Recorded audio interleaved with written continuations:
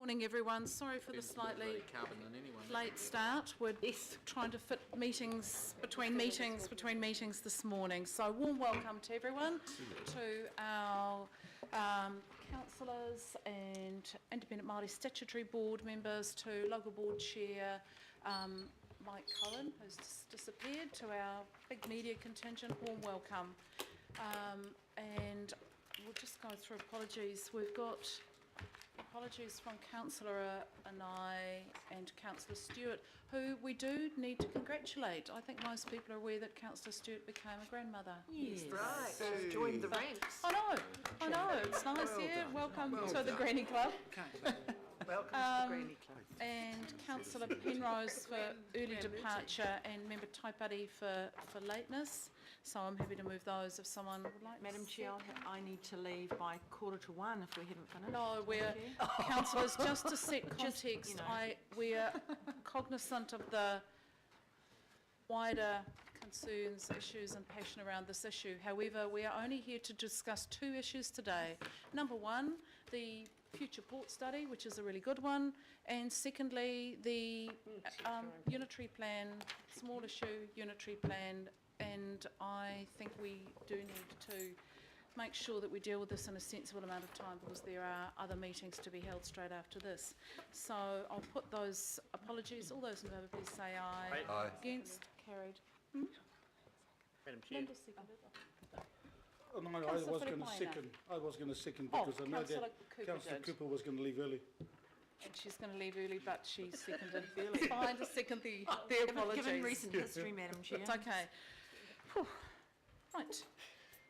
The apologies become an issue. The apologies are taken out. Confirmation of, or declaration of interest, councillors, with this one. You know, if you do realise there are any conflicts, please let us know during the discussion or now. Nope. Confirmation of minutes. The minutes of the 24th, moved by Councillor Darby, seconded by Councillor Filipaina. All those in favour, please say aye. Aye. Against? Carried. There are no petitions, no public input requests. We do, however, have Mike Cohen, who's requested to speak, but we thought it might just be because he's speaking to the item. I'll ask and invite Mike, as we usually do, to speak just prior to the item. Oh, welcome to Peter Haynes too, who's here. Eden Albert. Oh, and Simon. I can't see Simon. Oh, hi, Simon. Welcome to our board chairs who are here. Extraordinary business. There is no extraordinary business, no notices of motion. So we move on to our first item, which everyone will be aware that is something that we've been discussing at length over the last few weeks, certainly discussing this with our community. We undertook to do this work, so the issue that is on the table before us today, and welcome Shark, is to rescind the motion to do this after the completion of the unitary plan, to bring the study forward, which is the sensible thing to do, and to discuss today what we're hoping is an innovative and really inclusive process to make this happen. So I'm going to ask the Mayor to make some introductory remarks. Yeah, thank you, Madam Chair, and councillors. Presents an opportunity post our meeting on Thursday to, as I said to you, report back on progress thus far with regard to what we hope will be a better way forward, establishing a good framework for community involvement in the presentation of the future port study. You'll note the change of name. Stage 2 study means nothing. For want of any better wording, we're talking about the future port study.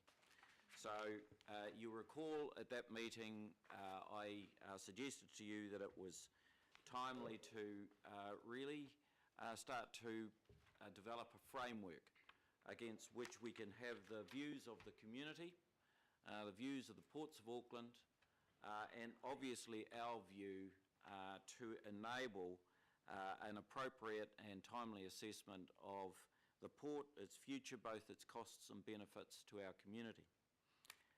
Now, you'll be aware that we had a recommendation that has indicated that we would not start that port study until after the unitary plan. And that was our commitment. My view is that now is the time, considering all of the matters that are in front of us, and in particular some of the challenges that we face and the various views that we're getting from the community with regard to the port. Utilising the port study and the model which I'm proposing, which we need to do work on, as a platform to deal with some of the concerns that have been expressed, and as a platform for the port to actually start telling its story, I think is opportune. I just want to reflect on the fact that for myself as the leader and the mayor of this city, this issue has particular challenges. And that being that we actually don't carry the normal one or two jurisdictions in this, we actually carry three. So our ownership, of course, of the port as representatives of the owners, our community, means that we are in effect shareholders in a multi-billion-dollar business with an extraordinary history and an extraordinary footprint within our community, both physical, cultural and social. Secondly, of course, we have been going through unitary plan consideration, so we set the rules. And then thirdly, we determine how the rules are to be interpreted. So all of those three roles mean that any comments that I make and we make as a chamber need to reflect the balance of those three very significant roles. So it's been my view and my style through the course of this discussion to actually get really briefed, a full understanding of the challenges in front of us, and then out of that knowledge and understanding ensure that we've got a sustainable way forward, both in terms of the port but in how we actually deal with this discussion. As we said, one of the main reasons why we were united as a council and as a community was to stop some of the extraordinary argumentation within Auckland and the divisiveness. And so I've given a great deal of thought as to how to deal with those different attitudes and give them a platform where everyone is able to make their contribution based on best information, best analysis, and contributing to the way to go forward. So the future port study is very much about an assessment of the costs and benefit overall of the port to our city, its presence in the city, its development, its connectivity in and around the city. Now, at this point in time, the details of the report itself are subject to work that needs to come back to us. So it's been left reasonably open-ended because we actually want to work this up based on information and views coming through from some of those in the community that have had some of the most significant say and some who had not, for example, those that are the logistics operators coming in and out of the port. So I think that it's critical that we continue to work that up and get back a full report on the nature and scope of that report within a month. Secondly, and I think this is the key part of how we actually engage the community and the port. First of all, the port. It's fair to say that I think the port has operated down there for 170 years by and large within their own vacuum and following the own beat of their drum. And I think that it's pretty clear and evident over the last few weeks that the time for the port to not fully engage in its community as it goes forward and bring its community with it is past. I think that it is critical that we see this as an opportunity, utilising an independent advisory group where we engage the port, give it an opportunity to tell its story in a forum where people from Auckland, represented across the broad cross-section, are there, one, to receive the information, understand the things that are driving port development and their aspirations, and understanding what it takes to have a port that is successful within our harbour. So the development establishment of independent advisory group is a critical part of the future port strategy going forward. At this point in time, we haven't and shouldn't have finalised those who will actually be in it, but obviously we'll be looking for representation from iwi, from the business community, from users in and around the harbour, and we've heard a lot from those who are the boaties and the yachties. You'll all be aware that I had a meeting on Friday with the Port's chair, the ACIL representatives, and representatives of those who have been fronting the concerns expressed by the community. Sir Stephen Tyndall, Andy Anderson as Commodore, Julie Stout as a representative of Design Auckland. And so we had a meaningful and good discussion. And I have to say to you that that discussion was held within an environment of considerable respect and regard. And as I listened to the discussion between the Port and those four people in particular, it became evident to me that a lot of what the community needs now is an opportunity, one, to receive information, but also to engage the Port in a good, meaningful discussion going forward. And so I think that what I'm proposing here really provides that opportunity for a bilateral discussion, which probably hasn't happened, as I said, for 170 years. Oh, rubbish. So, well, in the way that I see going forward. Mike. The second thing that I would hope would come out of these of this work is the opportunity for this type of discussion and engagement to drive what I see as a possibility of a culture change in the Port to be much more open to our community. Councillors, I'm in the first instance indicating to you that this is a recommendation that we can well support. I secondly want to just briefly acknowledge the fact that as a part of the discussions had thus far, we have also been in correspondence with the Port with regard to the consents that have issued and have been the subject in particular of the protestation. Listen in particular to the views of those around the chamber and their hope that there might be something of a breather as we go through this Port study, and have listened also to the views of the community in the same light.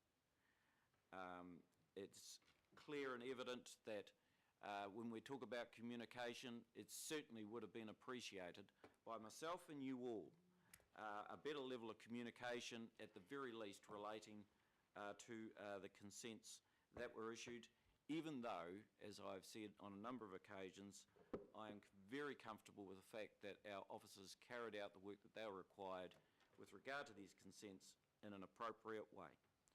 So we have opened up a discussion with ACIL, as you're aware, that is our conduit to the ports under our structure, to reflect the concerns of this chamber, that it would be appropriate while we're going through this study for the Port to consider the opportunity of a breather relating to the work on its consents.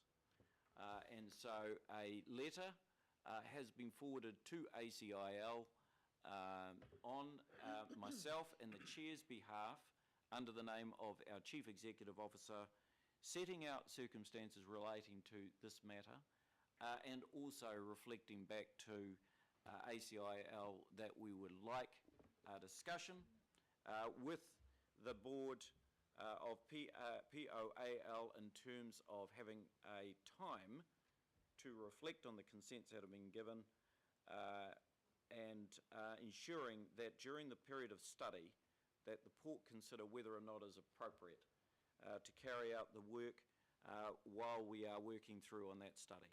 So that letter is available and if Glenn, if you can make sure that is handed out to everyone. And so that has been a part of discussion that has been commenced. And I would hope that discussion would continue against the framework of the work that we're establishing and the work that we want to do under the study and the collaboration of all those parties who will be involved in it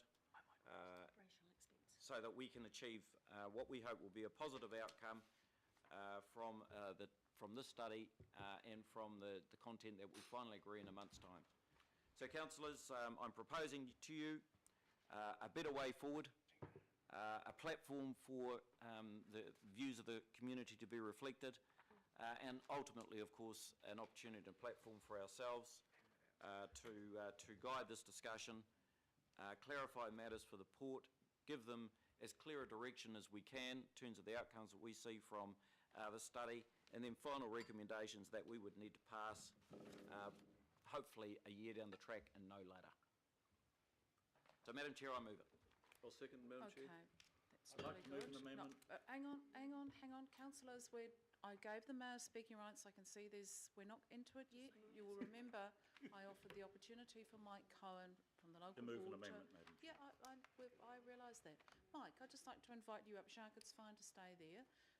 Mike just wanted to make very few comments on this. So we're not debating the issue yet. Mike, this is your local board opportunity. Thank you, Madam Chair.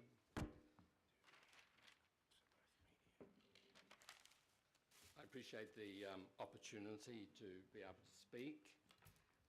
I perhaps do draw attention to the report itself in regards to local board views and implications, that these were not specifically taken into account. And I think this is an area of issue, and I have got our resolution on the 17th of March, which probably ought to be circulated to all councillors if they haven't already got it. But in it, it asked the Mayor, Chief Executive and the Chief Executive of Auckland Council Investments to do everything within their powers to dissuade the ports from implementing the consents to extend the Bledisloe Wharf, and if also necessary to request or demand a moratorium on it. Backing it up was a recommendation to, which I'm really pleased about the report today, to bring forward the planned study stage 2, so that consideration of that can be done before anything actually happens to the ports. And part of the concern always was that if we actually do put the wharves in, that creates facts on the ground. It also makes it easier for any reclamation between the wharves to occur in the future. But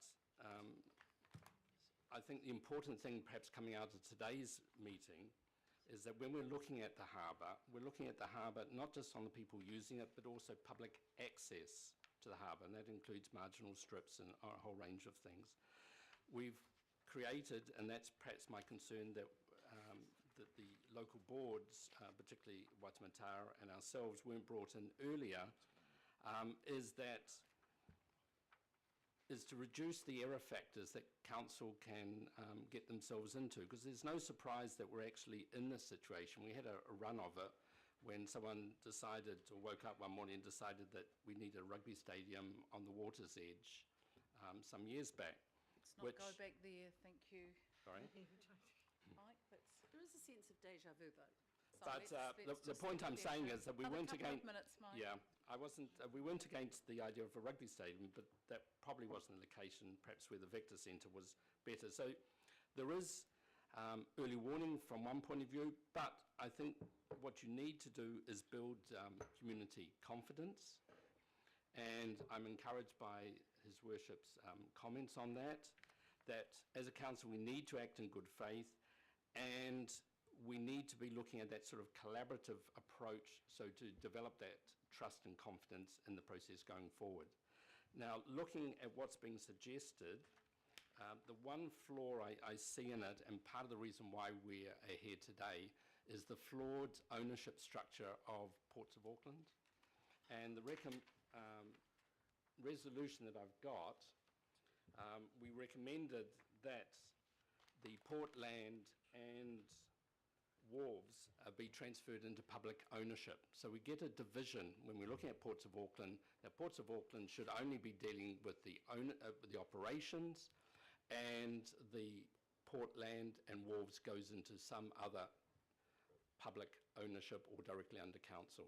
And we wouldn't probably end up with the problems we've actually got at the moment, because we actually are putting Ports of Auckland in a really difficult position, because they're charged with making a profit. Remember, this is exactly what probably the next year the port study will focus on with all of our stakeholders involved. And So so we I- don't need I- to go into that now. Okay, so specifically, I think that needs to come through quite clearly as one of the things that needs to be looked at is the ownership structure of Ports of Auckland and that division between operations and ownership of public land and wharves. Okay, that's great. Okay, Thanks, thank Mike. you very much. Appreciate that. Well said, Mike. Lovely. Thank you. Okay, so the recommendation has been moved and seconded. Now, councillor Lee, you were wanting to raise an amendment. Do we have that? Thank you, Madam Chair. Can we have a question on? We I can just have- wanted to add- I just want to know what councillor Lee's amendment is, and then we're I'll going tell to you, take Madam some brief Chair. questions. It requests that the recommendation includes reference to the aspirations of the people of Auckland.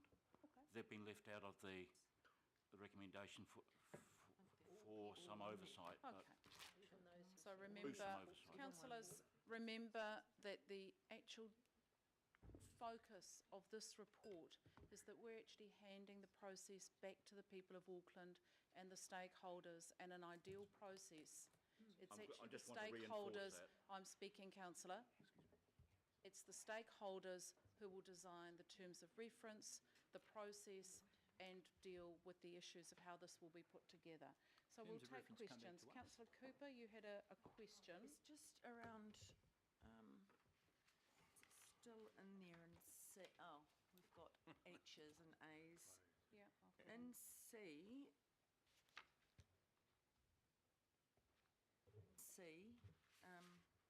says here, and council will make decisions on any matters arising from the study. I just wanted to, or if you just change, is this, because we've got quite a suite of recommendations here. You can just see AHH here. Madam Chair, do you want Jacques to run through them? Well, I'm just, what we're going to do, we're kind of racing away. I can see everyone's bursting at the seams. Well, You it's are just quite confusing right. having the amendment going up We there. are- and we've got something else. Why don't we take a breath? We're doing a lot of taking breaths at the moment. Why don't we do, as has been suggested, and get our wise Jacques to go through We have the report. Why don't we have the report? That's a good idea. My gosh, we might get the facts on the table. That would be new. Thank you. Jacques, I'll if you hold my can run us question, Madam through, Chair. then I've got councillor Fletcher, member Taipari, councillor Clow, and others for questions. So we'll go to Jacques. Yep, we'll get to you when Jacques has done his presentation. Thank you, Jacques. Madam Chair, I'm not sure that I can add a great deal. A lot has already been said. So essentially, we're asking committee today for two things. The first is bring forward the date for the study. You know, as it is, as of an older resolution, it's at the end of the unitary plan. So one, bring forward the date. Two, direct the chief executive to go away and design the process for the study. So how might the collaborative group work? How might people get onto that group? What kind of structures do we need? Develop a draft scope for the study, all those kinds of things, and bring it back to the committee, and then this committee will make a decision on whether that is the way to go forward or not. That is essentially what we're asking today. Okay. So we don't need to pack every last bit of information into this, because that will be defined through the process and with our stakeholders. So let's just hold that before we try and extend the recommendation out to 5 pages long and trying to write the terms of reference on the hoof today. I've got councillor Fletcher. Madam Chair, am I able Oh, to get sorry, the question Linda. answered? Sorry, councillor Cooper. Sorry, Back thank to you, and then councillor Fletcher, in Taipari, C, Clow, and where others. it says, and council will make decisions on any matters arising from the study, I feel that's rather ambiguous, and I'm just concerned that it means that, you know, we have obligations with the port that we don't do anything illegal. I mean, we've got to make sure we're not meddling in management, and so I am concerned that this broad recommendation, part of the recommendation, just sort of gives us carte blanche to heave-ho into there and do anything we like. I'd really like to think that we need to have parameters that we operate legally, and that we operate in a measured way rather than political knee-jerk reactions around some of the matters arising, but hopefully the heat might go out of it by the time we get the study. But I just feel that I can just see someone coming back in a year going, it says we can do anything we like because it says we can make decisions on anything arising from that study, and I don't think that's sound, Madam Chair. I think that's not the intent, but the concern's noted. Thank you. Councillor Fletcher. Well, thank you, Madam Chair. I welcome the opportunity to have a little more light thrown on this issue. Can you, through you, Madam Chair, can I ask Jacques, we know that the cruise industry is growing because the international travelling community want to see our unique Waitemata and Hauraki Gulf Islands, and that is why they're wanting to come into Auckland. Can you tell me why you didn't give more weighting and greater interpretation to what environmental means? Because in today's world, there are lots of definitions around environmental. Can you give me the definition that you're working on for the incorporation and the wording that you have there? Through the chair. To be honest, Councillor Fletcher, I was simply through that trying to reflect the decisions that the previous two committees have already made. Speak into the mic. Yeah. Get close, mate. So really just trying to reflect the decisions that previous committees have made. So it is essentially the words from the previous two committees. I think the way to answer you is that is the purpose of us actually going away now and look at a draft scope for the study and clarify all of those things very clearly and bring that back to you. So I have no particular intention yet of what that may or may not mean. Madam Chair, I want to explore this just a little bit further because I don't want to be in the situation of trying to move amendments as we move through this. It is really important to me that officers understand that we as a group of governors of the city do want to put some weighting on environmental. So can you, Jacques, give me an understanding of how officers might interpret this and moving forward? So, Councillor Fletcher, this is not the discussion for now. And just reminding councillors, I know this is a new process, but some of this is actually handing the power back to our stakeholders in our community. There will certainly be representatives from the environmental community as part of that stakeholder group, and they will flesh that out. This is not going to be a terms of reference designed by committee. So this is far too early for that discussion. Member Taipari. Kia ora, Madam Chair. Go along the amendment route. Just taking on board what Jacques has just said in terms of maintaining the alignment with previous resolutions. I'm a bit lost on where we worked very hard over those committees over the years to have the sentence with the broad objectives scoping the economic, environment and cultural impacts of the port. But after the cultural impacts and the other resolutions, it was and the opportunities for Māori. Yet I see opportunities for Māori now slipped down 3 sentences away from cultural impacts. So my question is, why has that been moved? And what better the question is, can it be put back to how it was to maintain the alignment and consistency that was proposed? Good idea. I don't think there's any problem doing that. We'll just cut Thank back, you. change it, pop it back. With Maori, I don't think that was intended to No, change the but focus. just get it right. Okay, Yep. got it. Cut and paste. Councillor Clow. Yeah, I've actually put in an amendment, which I believe I have a second in, Councillor Darby. There's nothing radical in what I've done. I've just, what I consider tightened it up by actually adding 4 semicolons and a colon and 4 other words.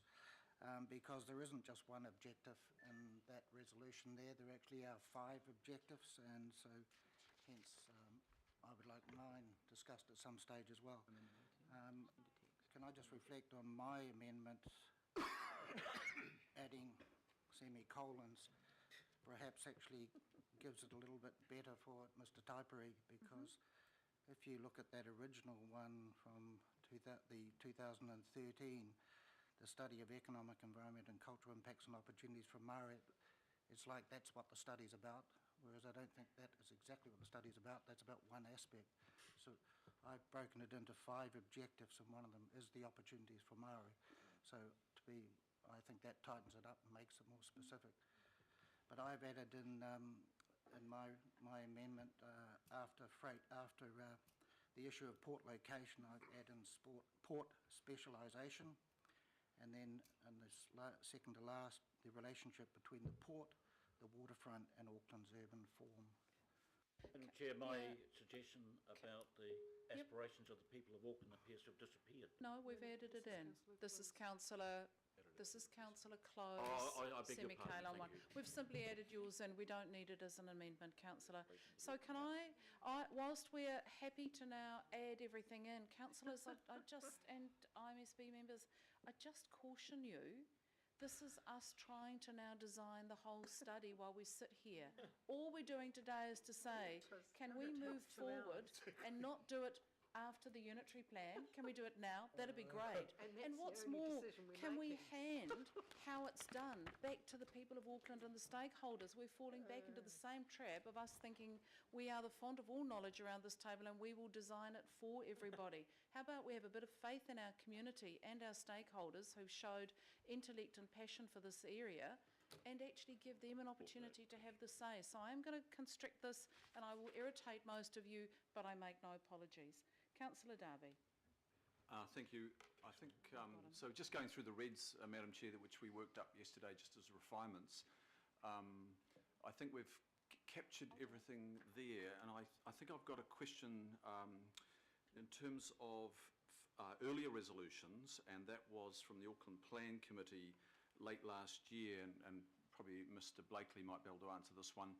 I gather that we would be following through and giving effect to the resolution from August in 13, some 18 months ago, where we showed clear intention to review the precinct provisions after the stage 2 study was undertaken. So can we assume now that once this study is undertaken, we will, as a council, no matter what, be reviewing the port precinct provisions? We don't have to re-put that, Dr Blakely, it's assumed? Well, my advice would be if there's an existing resolution on the books, then that stands unless it's revoked, and I don't think the one you've read out has been revoked as part of this resolution. And it won't be. And the advice that we've had from Mrs Pirrett and the team is that when the study is completed, there may be some obvious issues that need to be addressed, and we're quite within our powers, whether it's via plan change or appropriate changes to the unitary plan to make them. So, you know, the port plan in the long term will actually have teeth and effect. Thank you. I make that point though, Madam Chair, because there have been various interpretations of resolutions that were passed over the last 18 months. And it's good to have that made clear and confirmed. Thank you. Thank you for that. Councillor Walker. Sure. I just want to reflect on the comment that the Mayor made. His second point was that there needed to be a culture change in the port. A culture change in the port. My concern is that this study may well deal with the issue at one point in time, but to deal with the culture change, we need a process of openness and transparency and engagement that's ongoing. So my concern is that this study, in terms of its structure, needs to deal with that and make some recommendations around that, because if we don't, it may just come back and bite us again, and that's not adequate enough. We need a fundamental cultural change in the port. So that's one issue that I want to put on the table.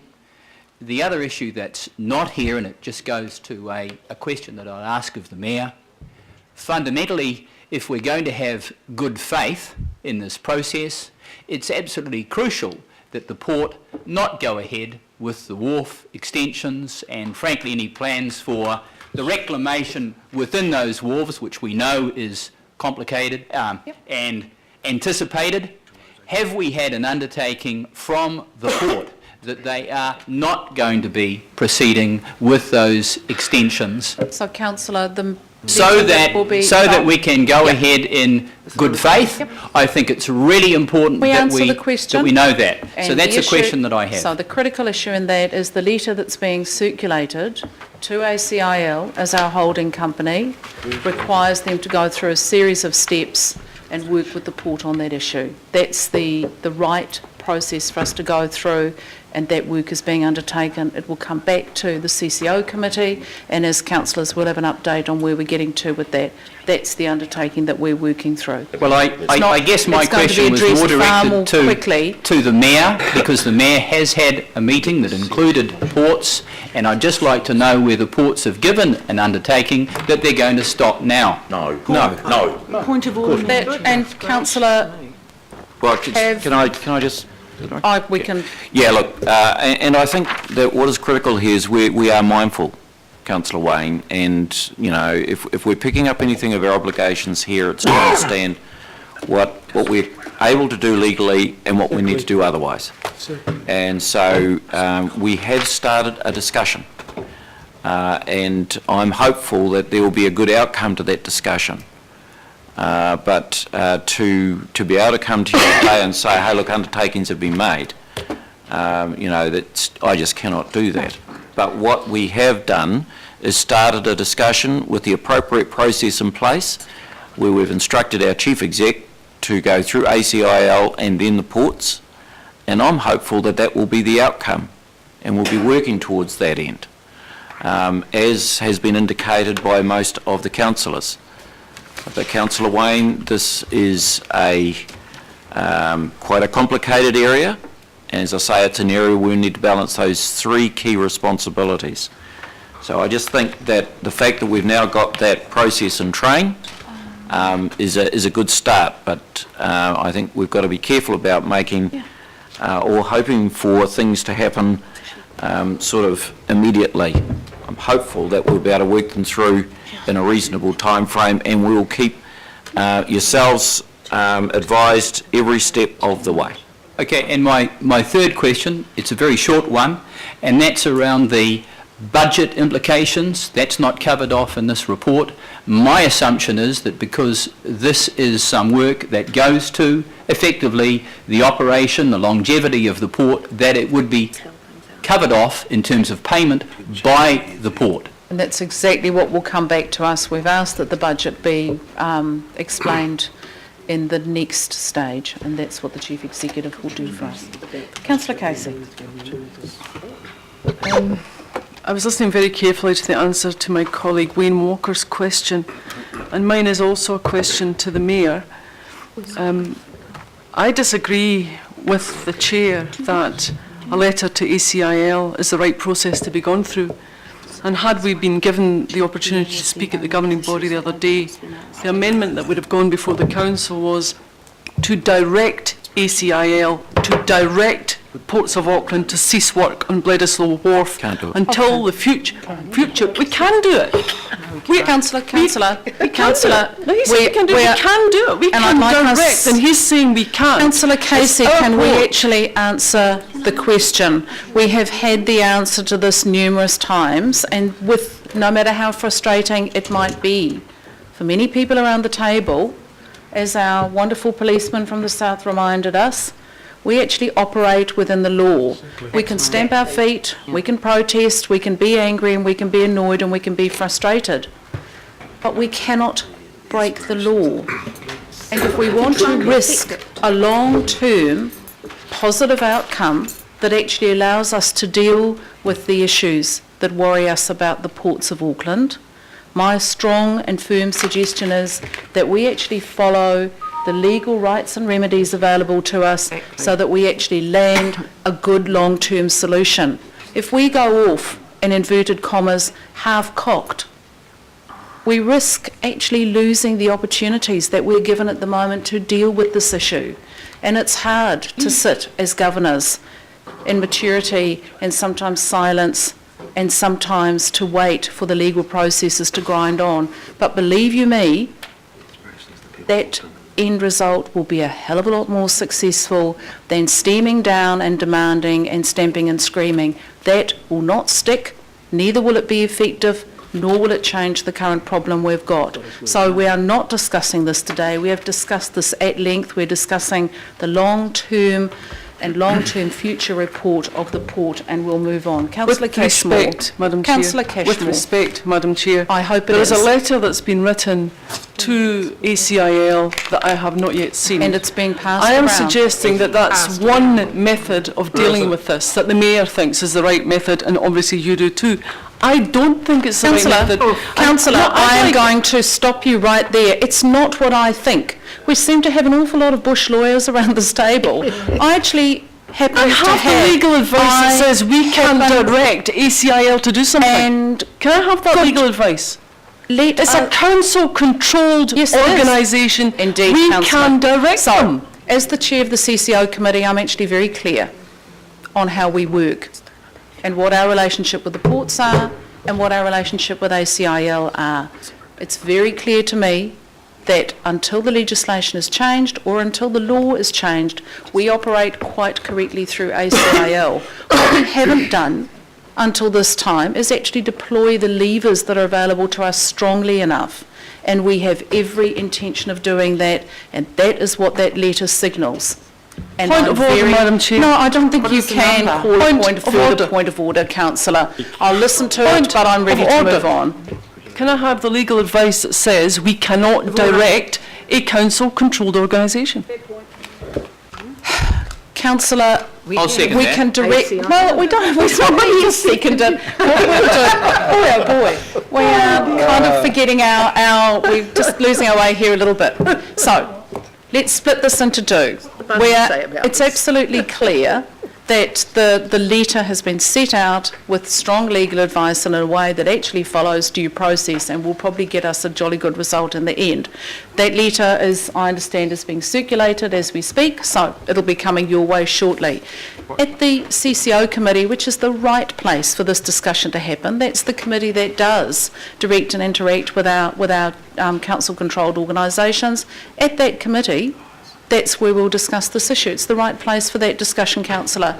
If you wish to seek legal advice from our legal counsel, who is here, we can do that. Yeah, I'd like that immediately. I'd like to know why we can't direct one of our council-controlled Can you give us a organisations. succinct answer, Catherine? It's Bram. It is, it's Graham. We have several legal counsel here. Yeah, the answer in Sorry, respect what of... was that? No, that was the public. It was public. We are neither the answer, Parliament nor are we the Australian cricket team. We don't do sledging in this room. Thank you. I'll have the answer. the answer in respect of the Ports Company is quite clear. Neither us nor ACL can give Ports a binding shareholder direction. Expressly says that in the company's constitution. That constitution can only be changed with the permission of the Minister of Transport, and there are no residual powers under the Companies Act to direct a company in binding terms unless its constitution permits it. So when the Port Companies was set up, it was set up in such a way that did not allow binding directions from shareholders. My question was whether this governing body or this committee at Auckland Council can direct a council-controlled organisation. Yes or no? It's ACIL. And the answer given. Yes. Councillor, it's the port discussion that we're tackling today.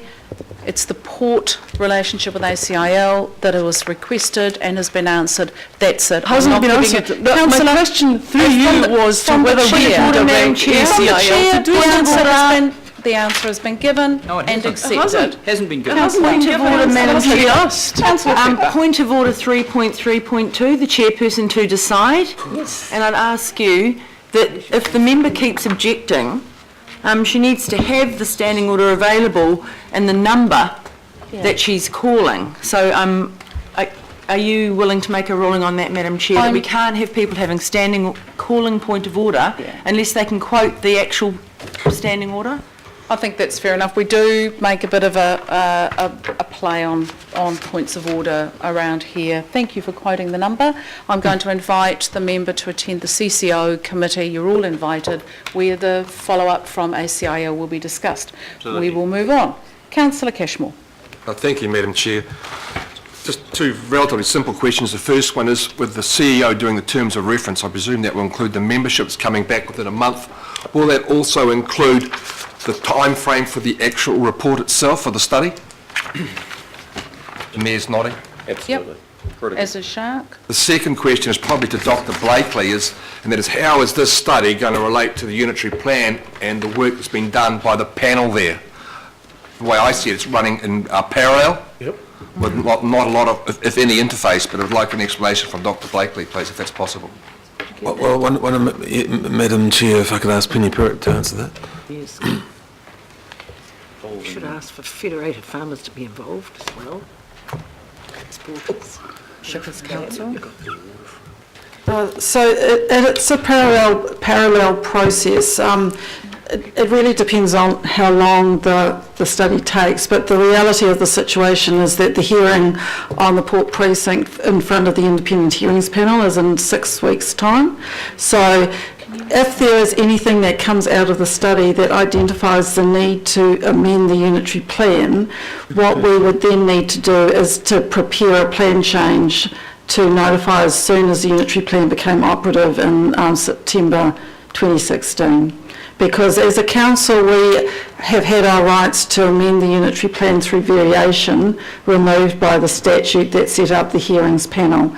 So it is about doing the study, understanding what the issues are. If we need to change the unitary plan, then we can put together a plan change. As soon as the unitary plan becomes operative, we can notify it and seek to change the unitary plan that way. Thank you, Ms. Perrott. That clarifies the position for me, and I'm sure for other councils, that it is a legal circumstance that we're in.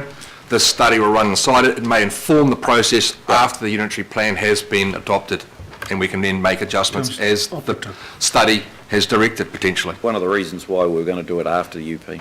Thank you.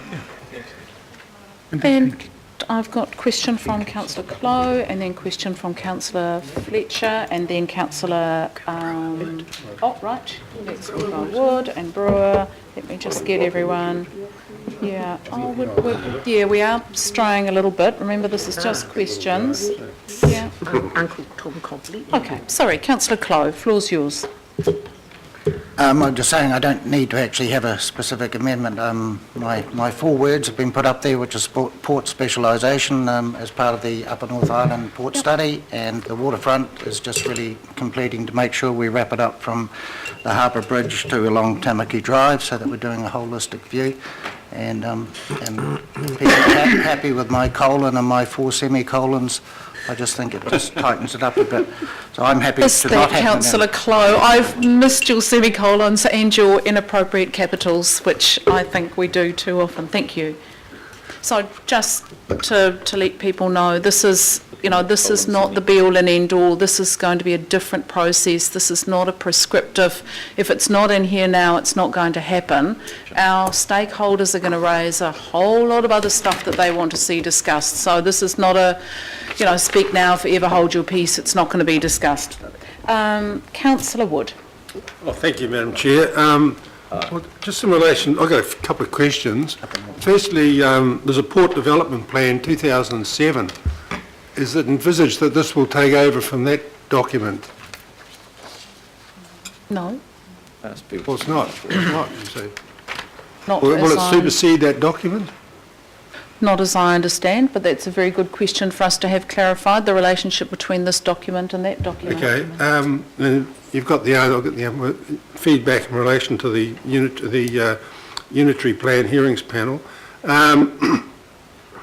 Time frame, it's been covered. So the Upper North Island freight strategy, which was only finished a couple of years ago, this motion that you've got up there, Madam Chair, indicates that there's going to be considerable work, there's going to have to be considerable work done on freight distribution in the North Island, in the Upper North Island, and relationship between the port and waterfront, Auckland. There's a huge number of issues there. I want to know whether it's going to extend to the 3rd rail line. It's down through South Auckland, Metro Port. Who's going to be funding the 3rd rail line, which is seems to be on the Never Never now, and it's something which should have been in years ago. So I just want to know whether the government's also going to be part of this, because Kiwi Rail only gets their funding from the government, and unless we get some certainty in relation to some of these issues, I think that we're on hiding to nothing, because we're setting up the public of Auckland to believe at the moment that we're going to do a full, no-holds-barred review of the Port of Auckland. And I hear people saying, move the port to Whangarei, get the rail track from Whangarei to Auckland going. I think Winston Peters may have even been talking about that in his election campaign. So it is very important, I think, that we get the full Monty here and not some half-baked report. Yeah. Because it's when you start talking about Upper North Island freight distribution, port specialisation, port location, I think we need a lot more than just a cursory once-over. And the last report was the Upper North Island Freight Strategy, which was PwC, PricewaterhouseCoopers did that. And that was only about 2 or 3 years ago, 2012, I think. So, and that had a number of recommendations in relation to freight distribution across the North Island and bringing freight up from Tauranga to Auckland. Questions, councillor? Well, okay, well, so as I'll just ask Jack then, is that going to be part of the study? And who, and Comprehensive study. that'll be part of the study? A whole new It certainly will now, when we come back to you with the terms of reference. And also, can I just ask, you know, we talk about stakeholders.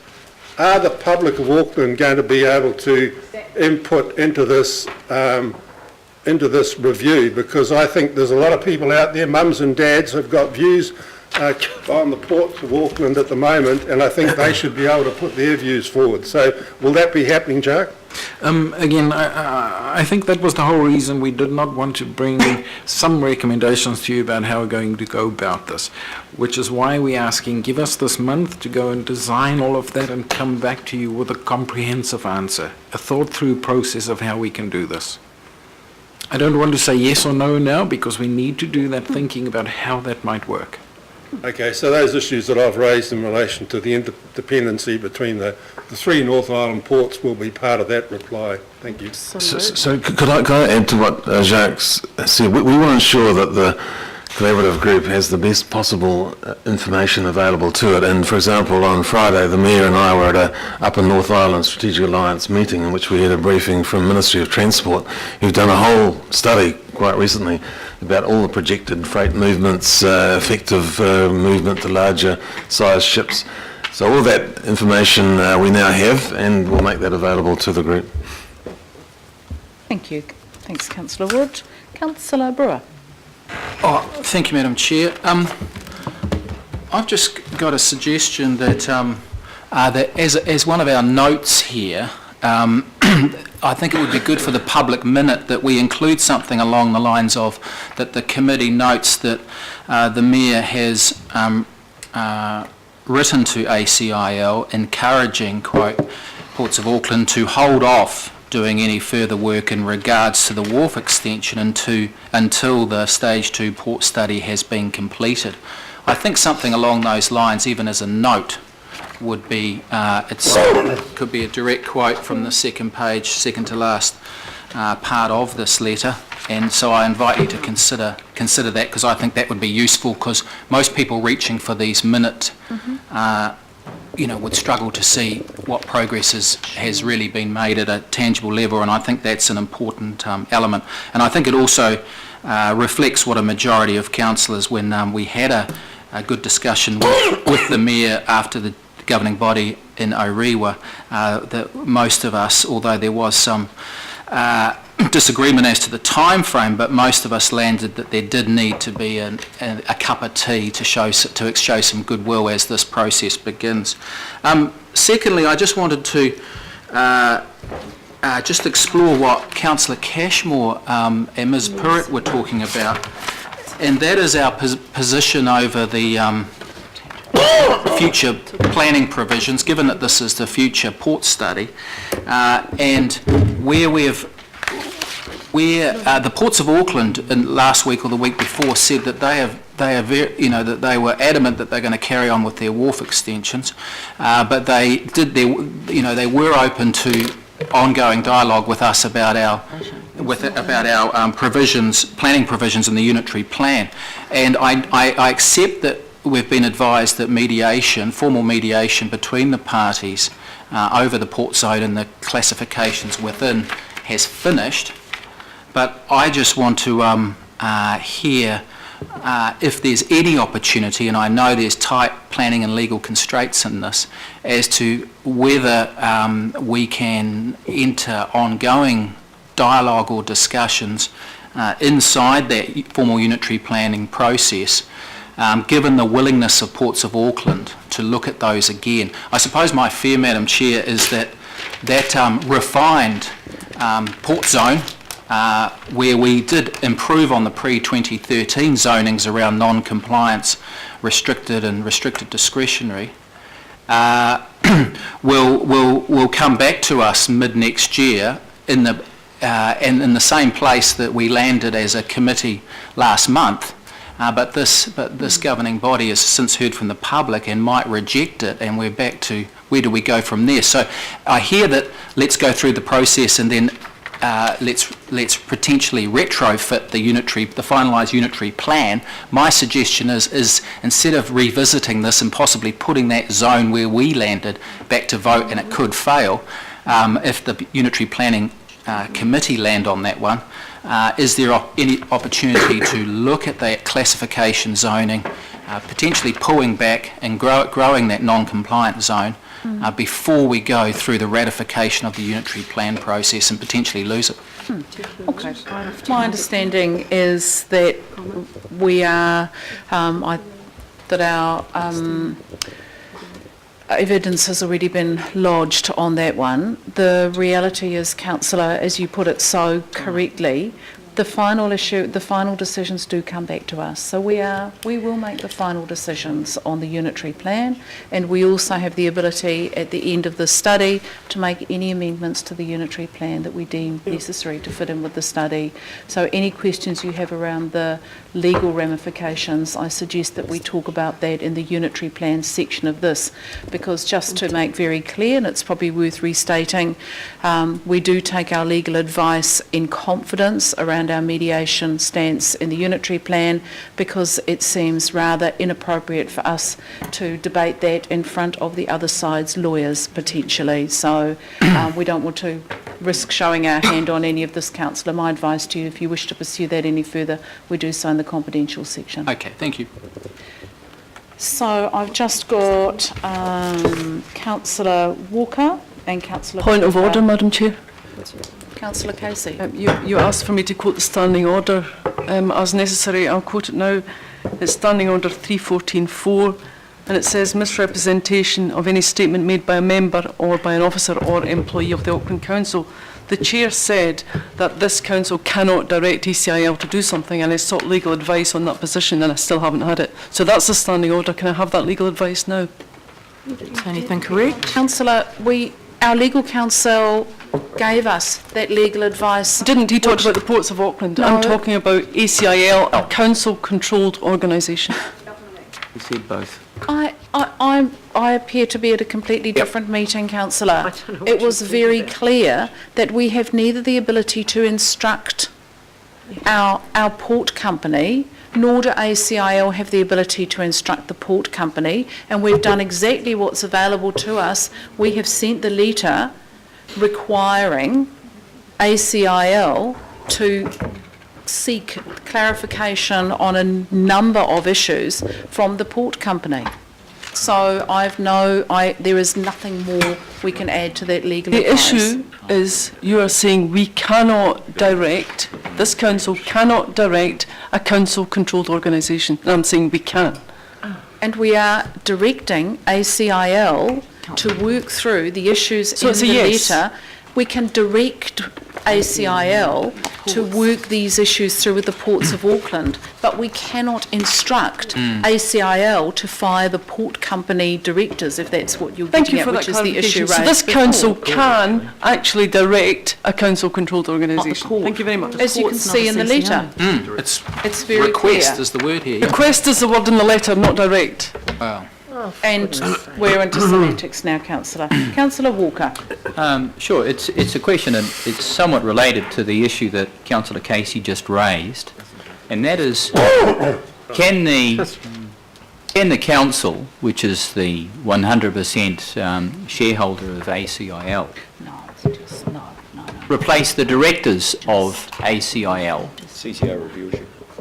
And I'll just wait. Sorry, Councillor, I was just distracted for a moment, trying to sort something out. Absolutely fine. Are you okay now? I am. Okay, all good. I'm So all good. my question is, can the council, which is the 100% shareholder of ACIL, replace the directors of So, Councillor, ACIL? no, this is not, we are And- now, no. and further to Councillor, that- Point of order, I am, Madam we Chair, don't need a speaking to point of order, I'm relevance. actually just going to chair this. Councillor, this is about the long-term study on the port. At the council-controlled organisation committee is where we will discuss, receive, implement, debate, question the response that we get back from ACIL. This is not on the table for today. We are guessing. So Well I'm going to then, move on. can So, I just Councillor, ask this that is it be not- on the table for the CCO review meeting? It is. Okay, I will great. say it again. Thank you. Please come to the CCO committee meeting where we will discuss whatever response we get from ACIL. You are all invited. Councillor Cooper. Thank you, Madam Chair. Can I just, and I suppose speaking to that, and I think the relationship with the port is best dealt with at that committee, Madam Chair, not in the study. So I hope that isn't been taken any heed of. No. Thank you.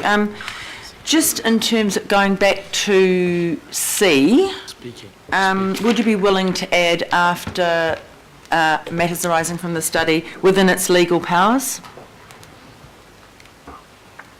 I mean, I think that's taken as a given, but I if it know, adds Madam Chair, comfort, but given we- the history of the kinds of things that are happening lately, it seems that no one cares about the law very much, and I'd like to make sure that hang on. that is- I think it I is think we not- do. We're all just getting a little bit tired of the discussion. Well, I'll rephrase that we have, putting aside sometimes our concerns about operating I hear in you. our legal parameters, Madam Chair. I apologise. I hear you. Councillor Watson. So I'm just waiting for the general discussion, Madam Chair. We are at that Okay, stage. but this was just questions. Councillor Fletcher, last question to you, and then we'll move on to the debate. Thank you, Madam Chair. My question is to So is it you, going in and or whether not? you would entertain, I've sent through to Democracy Services the words, the objectives of the Hauraki Golf Marine Park Act 2001. So that would, if you can just scroll down so I can point out to councillors where I'd like to see that incorporated. I see the issue, Councillor. We're now, what's starting to happen is exactly what I was worried about. We're adding in and. But that is actually a law, Madam Chair. Councillor, Pretty I would fundamental. imagine that we have a whole raft of legislation that is going to be relevant to this, and that's what will come back to us, including the issues that are raised by our much wider stakeholder group. We are trying to add everything in here, but I'll just ask Dr Blakely to comment. Yes, thank you, Madam Chair. As you say, as Councillor Fletcher says, this is the law, and it will be an obligation to comply with the Hauraki Golf Marine Park Act. But I suggest it's not necessary to put everything into this resolution here, but it will be, I expect, will be included in the terms of reference which come back for your agreement. Madam Chair, I believe in terms of the question I posed to Jacques, which is some of the difficulty around what the considerations are in an environmental sense, it is actually important to specify that. We know that the Rangitoto Channel is only 12.5 metres. There are a whole range of factors, there are a whole range of environmental issues I would like to raise, and it would give me some comfort to know that we are willing to bring the objectives of the Hauraki Gulf Marine Park Act into consideration. I don't think that is an unreasonable request, Madam Chair, and I'm trying to be collaborative. No, it's not an unreasonable request, councillor, but it is taken as a given. All the acts that are relevant to this piece of Auckland will apply, and my worry is once we name one, do we then name Madam Chair, this is a unique piece of legislation, and you will recall... Why don't we then solve this by saying the Hauraki Gulf Marine Park Act 2001 and others. Thank you very much. So we are at the risk of kind of... My second question expanding out. Is through you to Jacques. Jacques, in terms of this issue of the 12.5 metre limitation that we've got with the channel, where do you see this issue being dealt with in terms of the words that we've got there at the moment? I don't want to pin you down in terms of adding more words on that. Can you just talk through, because you must have given consideration to that, and I'm sure the Mayor's given consideration to that, where I wasn't party to the discussions yesterday, so where do you think that is, in the wording that we have got up on the screen at the moment, where do you think that issue is going to be properly addressed? Through Madam Chair, it may or may not be there. I take that on board, and I will make sure that we address that issue in the scope that comes back to you. A number of things have been raised throughout the discussion now that there are not particularly words for that there. Yeah. So I take that on board. I will bring it back to you. Thank you. Good. Right. Now we have the recommendations moved and seconded. I think we've pretty much picked up everything that is needed. Yep. So we'll start off speaking to the recommendations. Councillor Darby, Councillor Watson, Councillor Casey, and we are going to, anyone else on the list? Councillor Wood, speaking to the motion, and we're going to keep it succinct because remember we're just starting a process here. Councillor Darby. Thank you, Chair, and I appreciate this report coming before us. You can't help but look back, but it would have been nice to have this 18 months ago, and I don't think we'd be finding ourselves in the difficult situation that we are in at the moment with an issue that's become red hot. It's become a very hot late summer indeed around the Waitemata Harbour. But I do thank the Mayor for bringing this report up and moving this motion, and I'm very happy to second it. With those refinements of all the members around the table, I think we've got a much better outcome going forward. And I just want to draw some attention to some of the things that we'll be looking at here in this study. One is the assumption here that this is a study which has a very long outlook. This is not a 20, 30-year outlook. This is not that short-term horizon that New Zealand and Auckland has been somewhat governed by in the past or limited by in the past. This is looking out to 2100. This is a study that looks out well beyond our lifetimes and the lifetimes that are only just beginning, because that has been entirely lacking around our harbour in the past. So one of the things I am delighted to see here is looking at the opportunity cost of the port. And I'm not jumping to any conclusions about port location or development here, because I think we need to stop speculating about a port at Marsden or Tauranga or shifting a few thousand dotterels at Oriri Point and putting a port there. They have all come with fraught complexities and their own problems.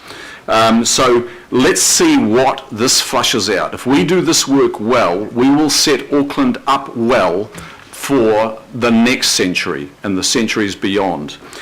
So I absolutely applaud getting this work up finally. One of the things I would like to stress is that this issue is probably, we talk about urban design in Auckland and the importance of our wonderful shared spaces, but this really is the single biggest urban design issue facing Auckland right now.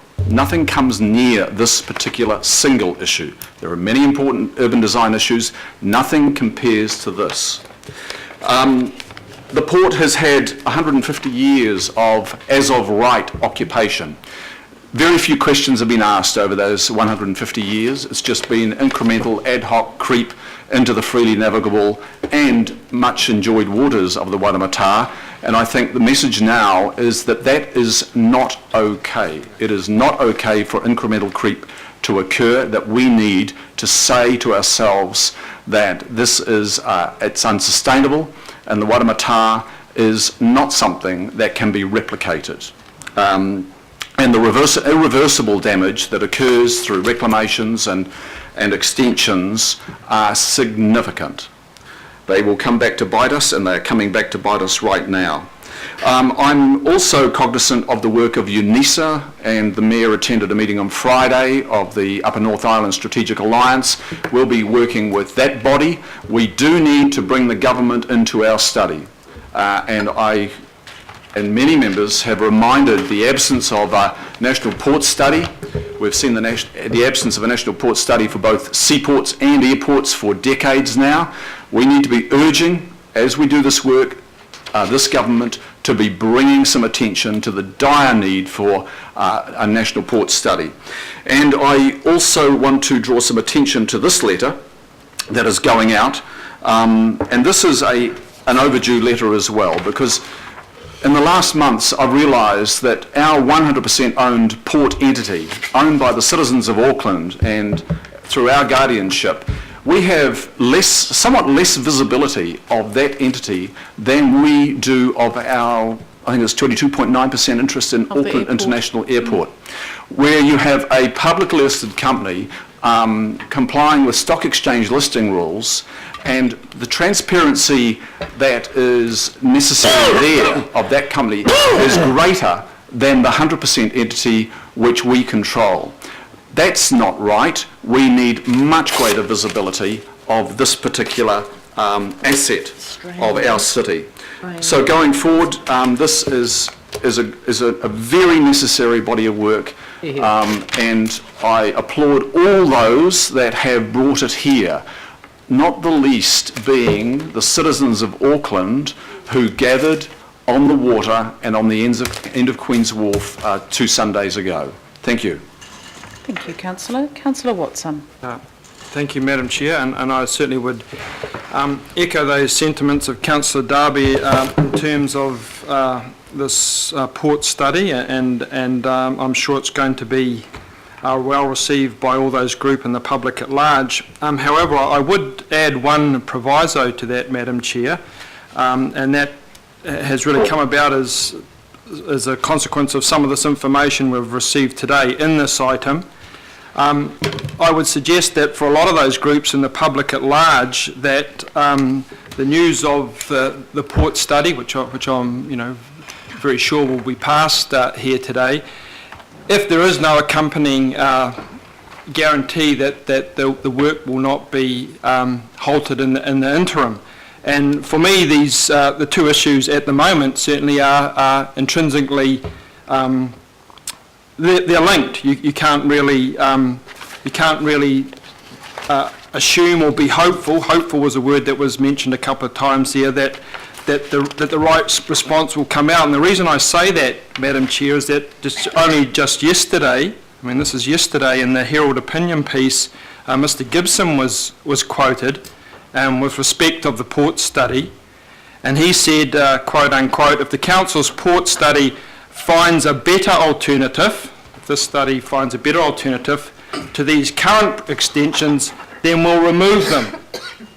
So that's quite a key sentence, because what that seems to indicate to me is a mindset that we're going to go ahead, and if the study throws up something else, then we'll remove them, which seems to be the wrong way round for me. And that leads me to the letter, which again has been circulated as part of this item. And I go particularly to the section called Proposed Wharf Extensions, which is at the very end of the Mayor's letter.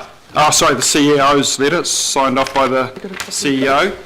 And that gives me some cause for concern also, because aside from being rather deferential in tone, we would appreciate information. The key questions that are asked really are ones that I think that the Ports of Auckland will be very easy to bat back if they're so inclined to do so. So in respect of that, we have them asking about what alternatives were considered as part of the business case, including whether the option of building one extension was considered. I'd imagine that would be fairly easily dismissed, as is the other two questions, whether the business case for the extensions is dependent on the proposed reclamation between the extensions.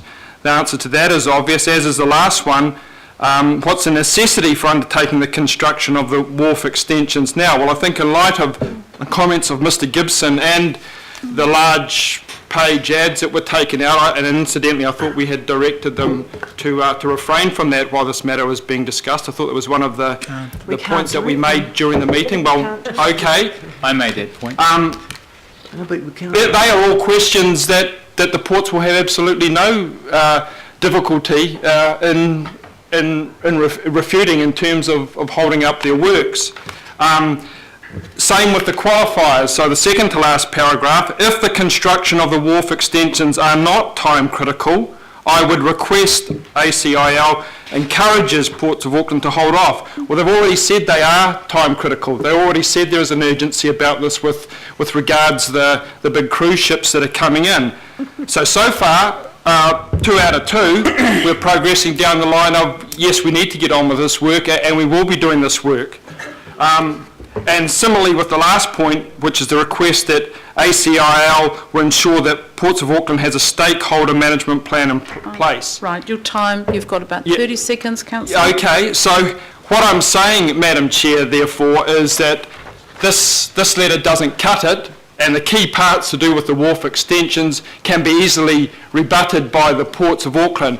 Therefore, I would suggest that by passing the resolution here today to do with the future study, we don't address the immediate concerns of both councillors in this chamber and also the people out in the community. So I would look for a far greater assurance before putting our hope in this particular document. Okay. Then let's come back to the CCO committee, and that's our time to actually step through in a sensible manner and a legal manner, looking at the levers that we can deploy to reach the conclusion you want. This is a committee of the whole. This isn't the time for that today. Councillor Wood. Why not? Because, Councillor, let's just stick with one job at a time. Councillor Wood. Oh, thank you. I just want to make the point briefly that this report has got to be more than just a cursory once over. This has got to be a very in-depth look at the Port of Auckland and relationship with Auckland itself, because the 2007 report on the Ports of Auckland, which Auckland City Council and ARC bought into, that indicated that in the previous 7 years, from 2007, the Port of Auckland had contributed 400 million to the revenues of Auckland. So that's a big number, and all councillors have got to keep that in mind, and we've got to find ways around the issues that are besetting us at the present time with the Ports of Auckland. It's 22% of the regional economy, that was what it was estimated, and 150,000 jobs flow on from what happens through the activities at the Port of Auckland. You know, and I think Councillor Penrose talks about cars. 3,500 people have work in South Auckland flowing on from cars that come off the port and then have to get shipped to holding yards in South Auckland. Now, you know, people say, oh, look, get rid of those cars, get them away from the wharf straight away. Well, that's just about impossible when a freighter comes in with 2,500 cars. They're driven to holding areas, and then it takes time to move them away. So those dividends are important. And the other issue that I wish to really look at is the Captain Cook Wharf. It's been said that that's going to come back to Auckland Council. Well, I think that should be part of this report, because it can't be both ways, and if the Captain Cook Wharf is still required by Ports of Auckland, well, that's another aspect that should come into this. So I'm asking for a wide, in-depth study, more than just a cursory look over, and I also ask that community involvement occur so that the mums and dads, little people across Auckland can put their views forward at the same time as these so-called stakeholders are told, we're told are going to be consulted. But it's more than stakeholders, it's the people of Auckland, and we have a duty to talk to those people when we're doing a report of this nature. Thank you. Thank you. I think they're all stakeholders, Councillor. Councillor Casey. At the governing body the other day, we didn't get the chance to show any leadership on this issue. Councillor, can we just, I think this meeting has actually been well conducted and sensible. Please don't change the way that we're operating. It's not helpful. Councillor Casey. At the governing body the other day, we didn't get the chance to show leadership or have Councillor Casey, or have any public discussion on the Councillor ports. We weren't allowed to. This is unhelpful, and you know, with the critical nature of this issue, we are showing a huge amount of leadership. We're doing what we can. Those of us who are working this through in a legally responsible, sensible, step-by-step approach, that is leadership. And I take exception and strong exception to your statement. I'd like you to continue, but that is unhelpful. And it certainly doesn't display leadership, so continue. At the governing body meeting the other day, we were not allowed to have any public debate on the ports issue. And I felt thwarted by that. We went behind closed doors to have the discussion. And it's quite apparent from the assessment I've done around the table that this council has a different view to the mayor with regard to moving forward on this issue. I can say that. For yourself. What I'd like to do today is to put an amendment to this committee of the whole that says we direct ACIL to request Ports of Auckland to cease all work on the Bledisloe Wharf extensions until and after the future port study I'm happy to second that, Madam Chair. has been. And got a second. Thank you. Councillor, That's the message the people of Auckland want to hear. They want leadership, and that's what they want to hear. Councillors, and I can see where we're going with this, and I think there is leadership in stepping through this in a way that is legally binding and can actually end in a result that we want.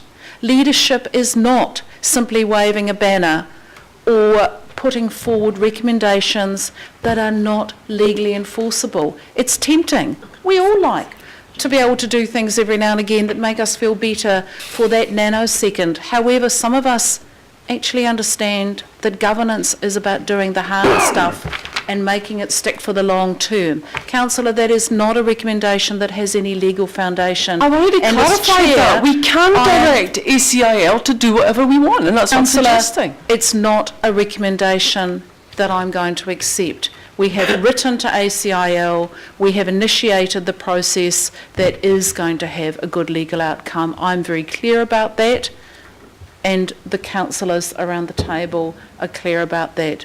This recommendation has no basis in either law nor sensible governance, and we're going to move on. Councillor Clow. Firstly, just want to address what Councillor Wood's been talking about, and I think this study does actually reflect the fact that we are seeking a really holistic approach and investigation into our whole waterfront, and that's the key thing. It's a very key thing for me, and as many of you know, I believe that the issue of a Northern Port strategy is equally as important. I think it is important we're measured here today because we are in the public eye. We have a port that is valued at $1.1 billion and 79 million. It's got a net equity of 493 million, and it's got a business value of the port operation itself of 586 million. We do need to be cognizant of damaging that value, and whilst we are 100% and it's not publicly owned at the moment, it still can be damaging as to the value of our company, and especially if going forward we were to be investigating anything like a merger with Tauranga and Northland. We have to be aware that that value could be much, much greater if we did that properly. I think it is a little bit unfortunate that Ports of Auckland, and to a degree some of us around here, have turned this debate into an issue of, do you want a port in Auckland or do you not want a port? That is not the debate here. The issue here is, and that's what even Urban Auckland organisation has been talking about, it's the issue of how big should that port get from now on? And then maybe in 50, 60 years' time the debate is, or the planning's been done where the port does move and we don't have a container operation, but that's way down the track. And I think it's a shame that it has been a bit hijacked by those who are, let us just say the Ports of Auckland themselves, who are trying to say it's an issue, if you don't do this, you can't have a port there anymore, you're going to lose your value. That's not necessarily the case. We just want to look to see if we can be smarter about how we do this.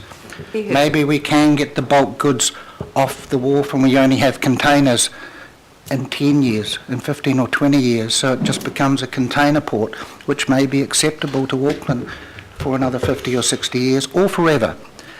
So the issue is bulk goods, really. That is why we have cars sitting there, and not many cities would have a big car park at the entrance to their harbour. And when you've got a harbour as beautiful as ours, it's just madness. I think it's really important that Ports of Auckland and our Auckland Council Investments, CCO, be cognisant of the fact that corporates these days have to be really renewing their mandate, especially publicly owned corporates, their mandate and their trust with the public. I actually think Ports of Auckland have been very arrogant. They've lost the faith and the trust of much of the public, and they need to work extremely hard, as does Auckland Council Investments, to try and regain that trust and mandate and support that we give. So I just want to pass on, let us be measured, and let us just be aware we've got a very valuable asset there, which may end up one heck of a lot more valuable down the line if we deal with this properly. Thank you. Thank you, Councillor Cole. I think that sums it up well. I've got Councillor Crum, Councillor Lee, Member Tai Party, and then we have a couple of councillors who do need to go. So everyone is using their full 5 minutes for their speeches. I would say, can we just keep it brief? But Councillor Crum, you very rarely speak, so please take your full 5 minutes. We hardly ever hear. Oh, thank what you say is wise. Councillor Crum. I'll endeavour to not take the full 5 minutes, but one never knows. Thank you, Madam Chairwoman. I think that we have definitely some good scope in what we're requesting here in terms of the future port study.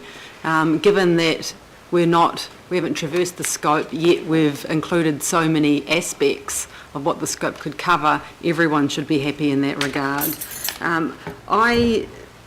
Undoubtedly, though, the issue today is the proposed wharf extensions and the trust issues that is engendering or not engendering. And I have a question just in regards to whether we're directing, as Councillor Casey has referred to, or encouraging Ports of Auckland around this topic. So given that the letter that we've just read now from the CE to Ports of Auckland says here that we request that ACIL encourages ports to hold off doing any further work in regards to the extensions until the study's been completed. Can I be advised today, can we be advised today what will happen if they are unable to be encouraged? Go ahead. I'll let you Given comment, that this is coming from on our behalf. Big protest. And it's a meeting that took place between ACIL, Ports of Auckland reps and the Mayor. This is our first, it is. It's across our desk for the first time. So what happens Dr. if Blake encouragement cannot take place? He's very keen to answer, but I don't want to put people on the spot, given that we are stepping through a very carefully crafted legal process here. My preference is that we actually deal with this in the CCO committee. You know, we as yet don't know what our thermonuclear option is, should all else fail. And I don't want us to be making up legal advice on the hoof. So I'll get Dr. Blakely to make a comment, but we do need to go into this in some detail to unpack it, to get some good legal advice, and certainly to get the response from ACIL at the CCO committee. Well, Madam Chair, it is deliberately worded as encourage, because for the reasons that Bram Van Mel set out, the council cannot direct the port. But I think you can take it that there'll be some very hard conversations held with the port to try and ensure that they are encouraged and to do what's being asked here. And in terms of communications back to us, because I, for one, think that that's been lacking in terms of governing body communications across the whole issue. Yeah. How will we know, when will the response be expected, and will that entirely be directed through the CCO committee track? So the nothing in between? So given it's timely? Madam Chair, I mean, if I might intercede, look, a good part of these discussions will, by necessity, involve me.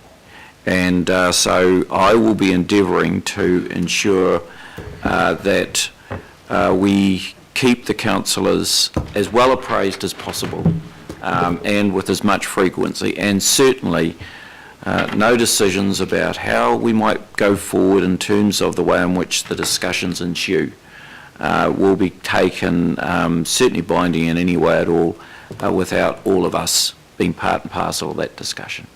So we'll just try and keep you all well appraised. It's not a process that I think will take 1 day or 2 days or 3. It might take a little while. But you've seen, and councillors, you know, that leadership takes many forms. Sometimes you lead from the front, sometimes you lead from the back. And sometimes there are discussions that are loud and proud, and sometimes there are discussions that are held in a more confidential way, and we need to utilise both. So the key thing is to keep everyone in the loop. Hasn't happened, let's make sure we do. Now, I've still got Councillor Lee, Member Taipari and Councillor Brewer.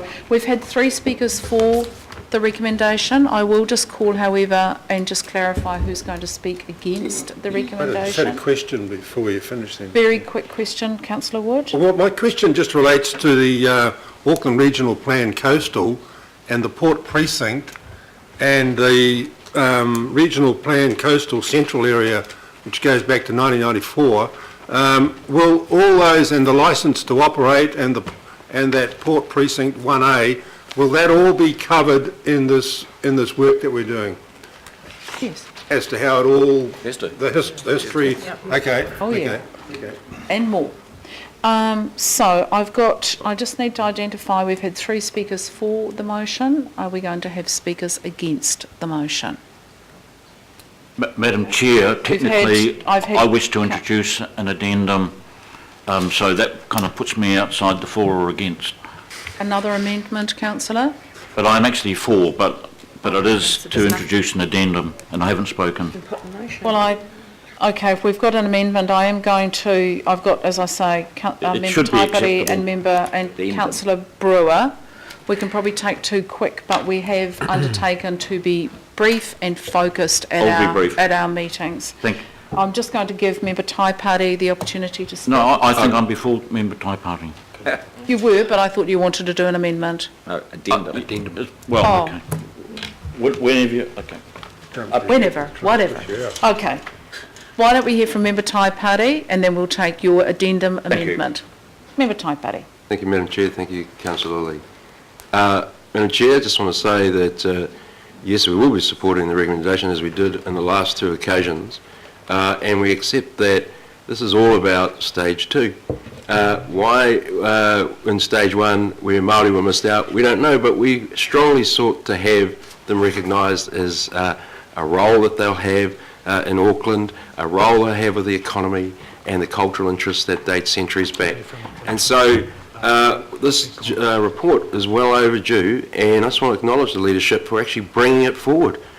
because for what I've been seeing of recent times, there's the old saying of confusion creates opportunity is reigning supreme. So we are clearly wanting to see a report that is comprehensive, as Councillor Wood seeks, that is inclusive of the people of Auckland and understands the dynamics of our country and the ability for us to move ahead. So on that basis, Madam Chair, I am going to be quick, but we believe that this report is in the best interest of Auckland, including Māori. Well done. Thank you. Councillor Lee. Thank you, Madam Chair.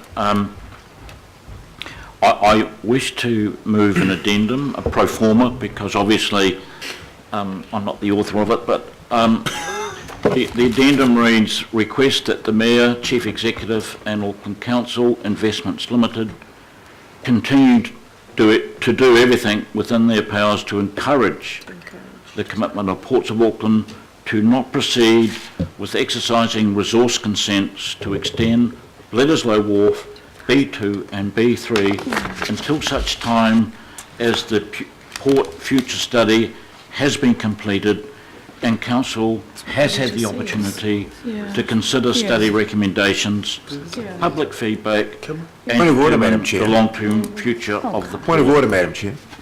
Isn't that what we actually say? It's in the letter. It is, and I think Councillor Brewer very helpfully suggested that we note the letter in the minutes and we append it and make it attached so that we're clear. Sorry, Madam Chair. Councillors, It's not what's in the letter. There's a qualifier there, a very important qualifier that I referred to, and that is if the construction of the wharf extensions are not time critical. So if the ports were to say they are time critical, which they have said, then it renders the main clause largely redundant. And I think that's a point that Councillor Lee's trying to I'd just like a seconder. I'll second. happy to second. So Madam Chair, can I just speak to that briefly? both councillors have already spoken, so they can't second an amendment. I have not spoken. I've asked questions. I've not spoken. Councillor Casey, sorry, we're just trying to do too many things at once. So I can you can second it, it's fine. So we're just... Can I now speak to it briefly, Madam Chair? Hold on a sec, councillor. We're just taking a second to step through this. I can see the point that Councillor Watson is raising. However, I think we are somewhat second-guessing the process, and we are expecting that the process is limited to the absolute wording which has been carefully crafted by the legal team to allow us to discuss exactly these issues. I just need to seek clarification, and it may be helpful from one of our legal counsel, if the time critical issue, is that a deal breaker, a game breaker, or does that still allow us to keep that strong discussion going?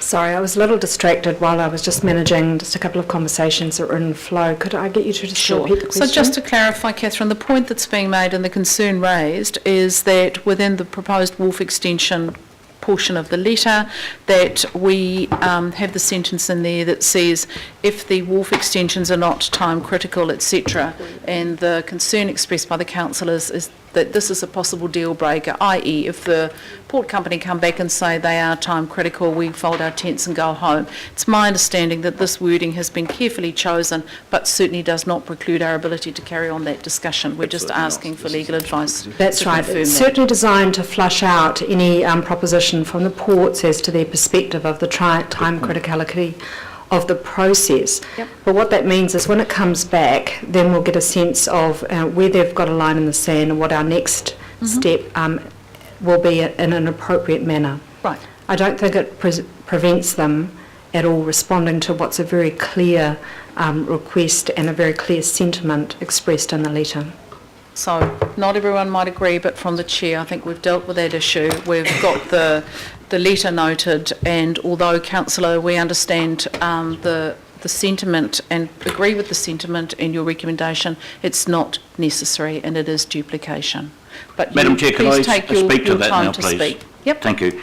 Madam Chair, I support the recommendations, and obviously I move the addendum which I believe enhances the recommendations. The letter itself, members, has not come from the political level of the governing body. It's come from the Chief Executive. I think it's an important, perhaps legalistic point, but it is important.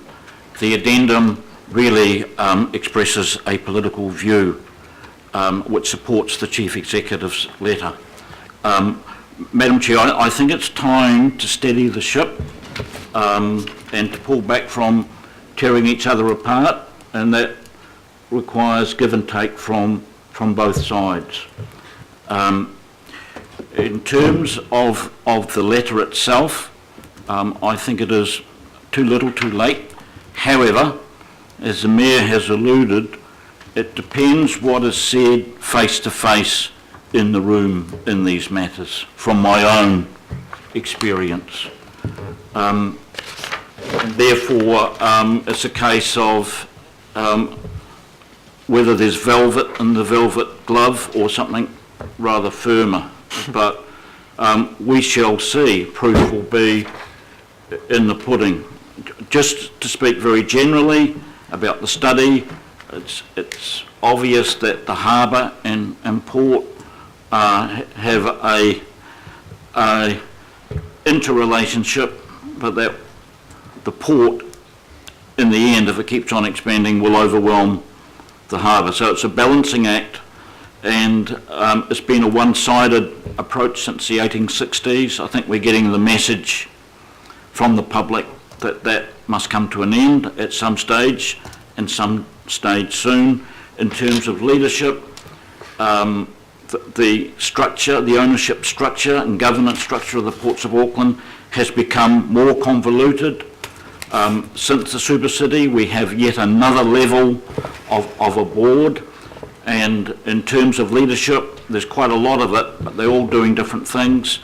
The board of the Ports of Auckland are there to run the place commercially, and it's that form of leadership that they're hired for.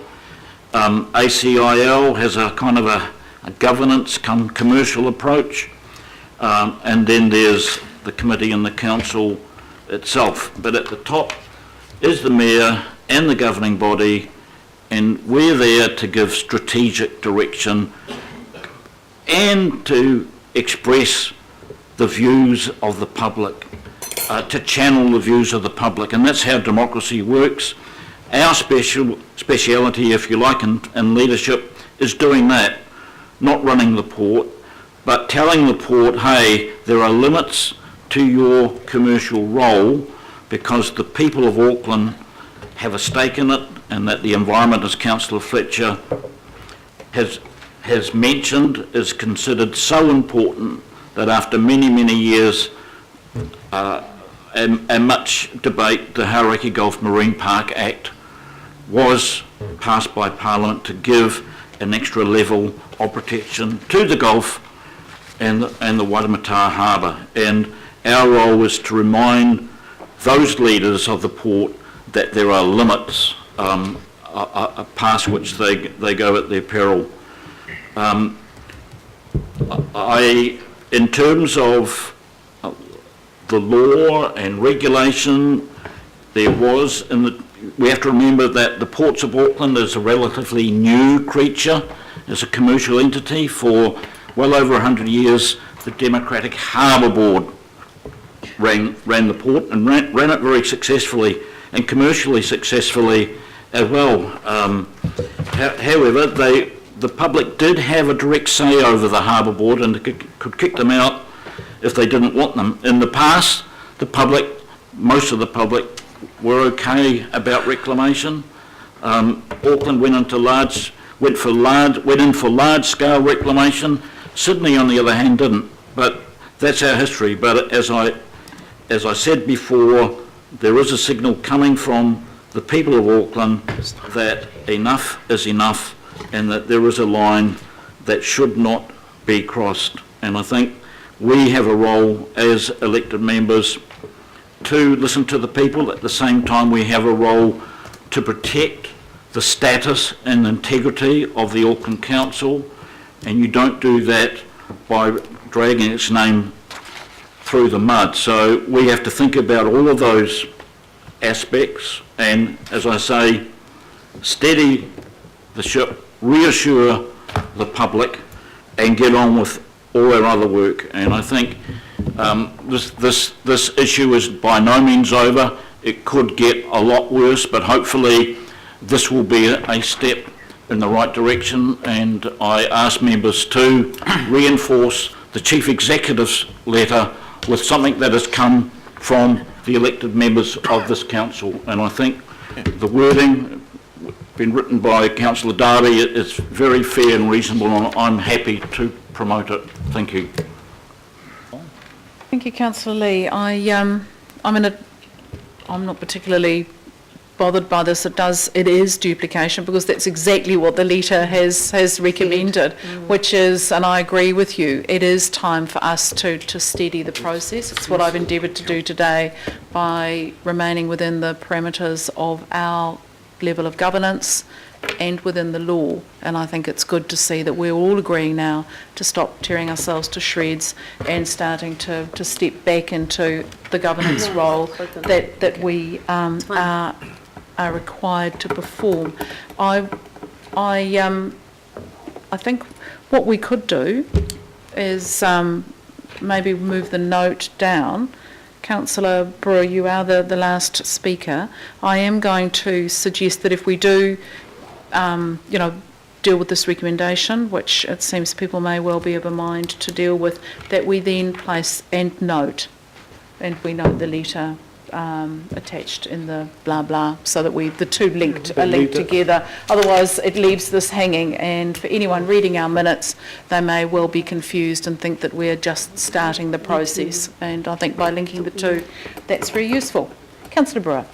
Thank you, Madam Chair, and I think that is useful, and I think Councillor Lee made the good point that this letter has been written by the Chief Executive, and when I started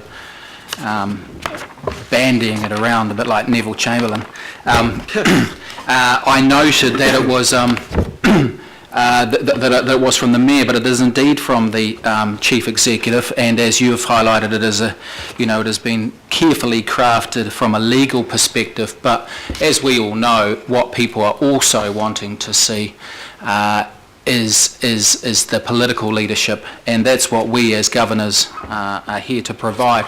And so this is yes, partly duplicating what the Chief Executive has asked, but it is also a direct directive from the Auckland Development Committee. And I think, Madam Chair, we have every right to do this and should, because frankly, I believe we've been let down as far as breaches around the SOI, and that is highlighted in the Chief Executive's letter, around ACIL needing to have regard for the Council's wider objectives, particularly around its environmental, social and governance considerations. The Chief Executive also notes, Madam Chair, that the statement of corporate intent that the ports are accountable for says that any significant capital expenditure which impacts the port's footprint and its connection to Auckland will be discussed with its shareholder. And of course, the more famous one is the SOI, the no surprises policy, which has clearly been breached. So I believe that this successfully pushes it back into their court and acknowledges, as Councillor Darby has carefully crafted here, and Councillor Lee has articulated, that we're not overstepping our mark. We're encouraging, like the Chief Executive is, and we're doing everything within our powers, acknowledging that we are constrained at a certain governance and legal context. So I think, as you've indicated, this is certainly an acceptable and appropriate political leadership inclusion that has long been asked for.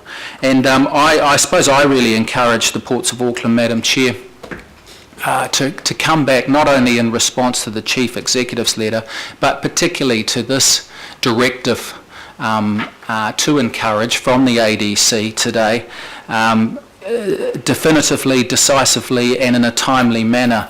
I think the days of putting out full pages of PR and that are over, and they really need to respond black and white, particularly around that issue of wharf extensions.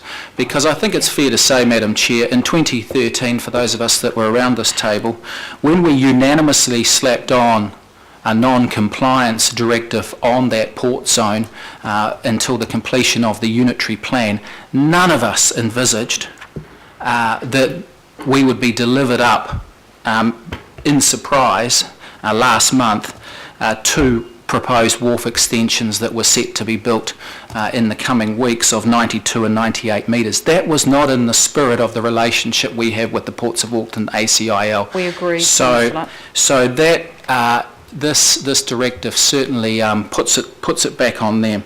And I also, just finally, Madam Chair, I want to also, they are beyond reproach, and any politicisation and any debate that might be happening currently around this table. But I also want to really implore the independent hearings panel and the process associated with that to be cognisant of our longer term unitary plan provisions in and around the port zone. And yes, we have had mediation, as has been publicly confirmed.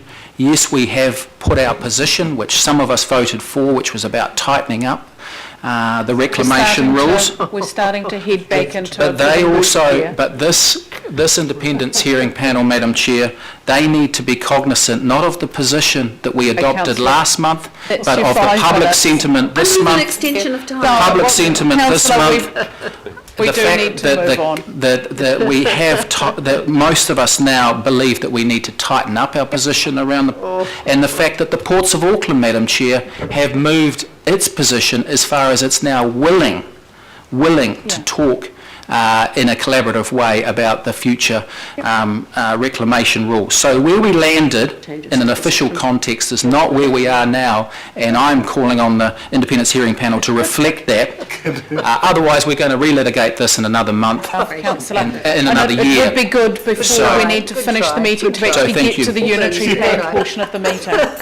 Mayoral candidate. Thank you. Mayoral candidate. Oh, thank you.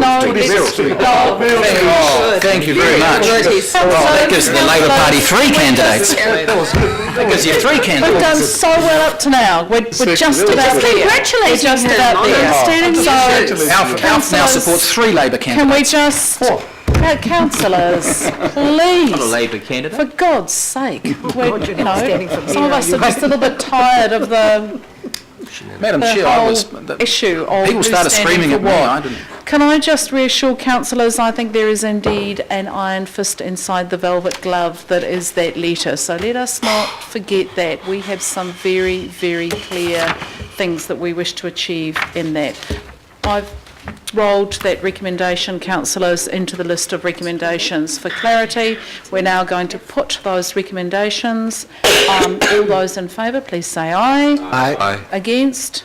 It's unanimous. That's fantastic. Thank you all, and thank you for a well thought through and well considered debate.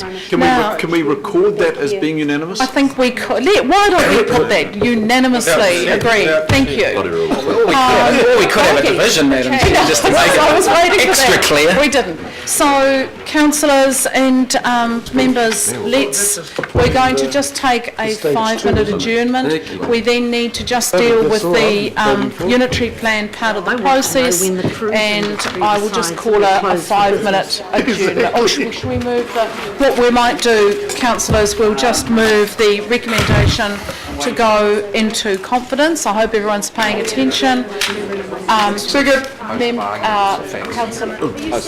Councillor Lamine, Councillor Filipina, all those in favour, please say aye. Against? Carried. Thank you. We'll be back in 5 minutes. I move the recommendation. Yes.